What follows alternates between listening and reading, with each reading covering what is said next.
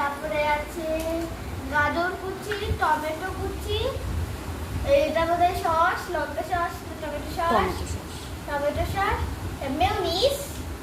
আর এখানে আছে দাঁড়ান কি শসা, ভুলে যাই শসা। এই যে একটা প্লেট পেয়েছি, দুটো প্লেট নিতে বলছিল না, একটা প্লেট পেয়েছি। এতগুলো এখানে লাগবে, বাঁধবো সবগুলো অন্য অন্য প্লেটে দিয়েছি, ওই জন্য এতগুলো সব বাঁধতে হবে। ওই এইটুকু পেঁয়াজ কুচিতে এটাই হয়ে গেছে, দেখেছো?